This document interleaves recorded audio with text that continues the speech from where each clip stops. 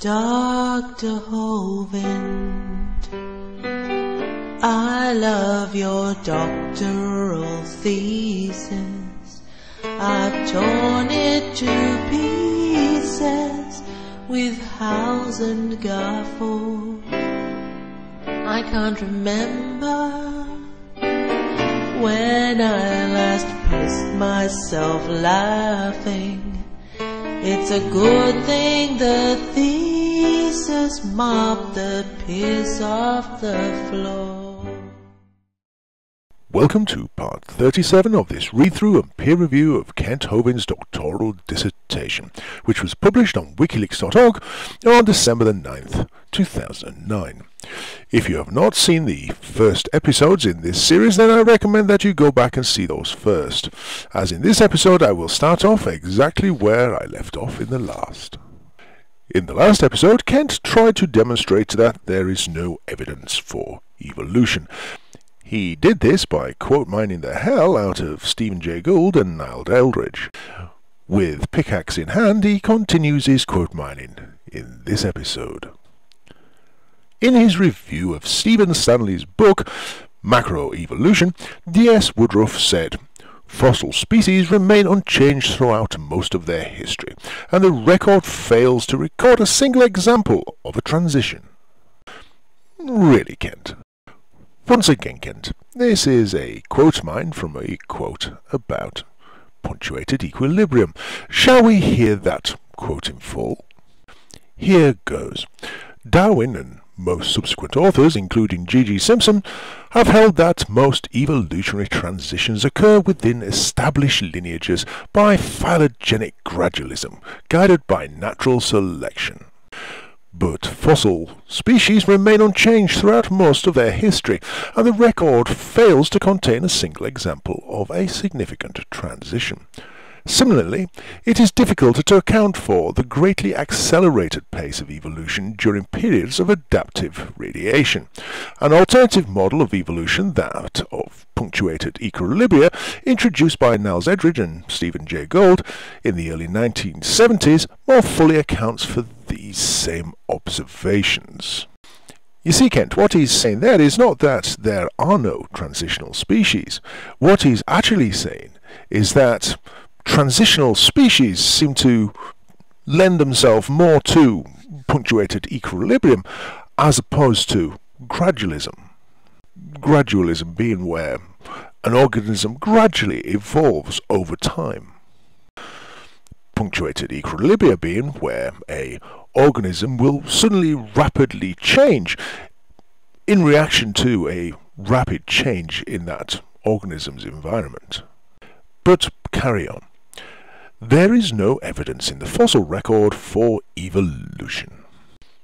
Really, Kent? I think you may just find that the fossil record as a whole is, in fact, evidence for evolution. That is one of the reasons why you are presently not a single-celled organism, although I suspect that your brain may be. But to go on. In a Newsweek article entitled "Is Man a Subtle Accident?" November 3rd, 1980, it is said that the missing link between man and ape, whose absence has comforted fundamentalists since the days of Darwin, is merely the most glamorous of a whole hierarchy of phantom creatures. The more scientists have searched for the transitional forms that lie between species, the more they have been frustrated. Really, Kent? Kent continues, there have been no missing links. The entire chain is missing. Kent, are you seriously telling me that you consider Newsweek to be a credible scientific source? Let me give you a clue, Kent. Serious scientists don't publish their work in tabloids. As stated before, that you cannot see the evidence is no concern of mine, but when the evidence is laid out, it is most undeniable. But I'll let you continue. Evolution is a religion. Yes, Kent, no matter how many times you keep putting that sentence in there, it's still not correct. It does not fit the criteria of science. Yes, it most certainly does, Kent. It is not observable. Yes, it is, Kent. There is no observation for evolution in the past or in the present. Yes, there is, Kent. Stephen Jay Gould says, in Natural History, The Return of Hopeful Monsters, the fossil record with its abrupt transitions offers no support for gradual change. All paleontologists know that the fossil record contains precious little in the way of intermediate forms. Transitions between major groups are characteristically abrupt. Once again, Kent, an excellent, punctuated, equilibrium-based quote line. What Gould is saying here is that transitional forms are scarce, while certainly not absent, and that their scarcity is down to the fact that changes between species, between organisms, are abrupt and not gradual, and therefore there is less chance for a fossil to be formed from a transitional form because the transitional form isn't around for very long. For instance, if species A is around relatively unchanged for 10 million years and then its environment suddenly changes and it evolves over the period of maybe 500,000, maybe 1 million years into species B, which itself remains relatively unchanged for 10 million years, we are more likely, much more likely to find fossils of species A and species B, which were around for 20 million years when put together, than we are for the transitional form, which was only in existence for maybe 500,000 years. It's simple, really, especially when you know the science. We go on. If the definition of science is observation, classification of data, and experimentation, where is the observation for evolution? Kent, you've banged on about fossils for so many pages now. Maybe you should go read up on them. And before you dismiss all the fossil evidence, let me also point out that there is so much more evidence in so many other fields of science that also back up evolution. Even today, scientists are seeing organisms adapt, evolve to fit their changing environment.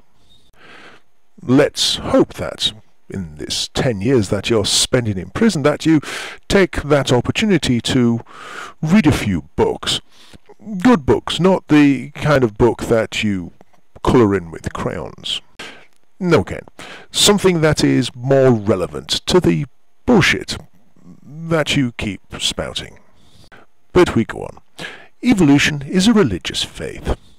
No, Kent, it's not. We've been over that before. If evolutionists want to believe in evolution, they are free to do so. Yes, Kent, and if you want to believe in talking snakes and donkeys, people who can fly, and zombies who can do magic, then you're also free to do that too. But carry on. We live in America, which is a free country. Well, I don't. I think you can tell that from the accent. We are free to choose what we want to believe. Yes, you are, Kent. It doesn't make it correct, though, does it, Kent? What I am upset about is the fact that their faith is being taught as science in the public school system, at my expense as a taxpayer. Once again, Kent, never had a statement been made that is quite so erroneous. You keep banging on about this point, as if we're supposed to believe it. But Kent, we all know that you don't pay tax, do you, Kent?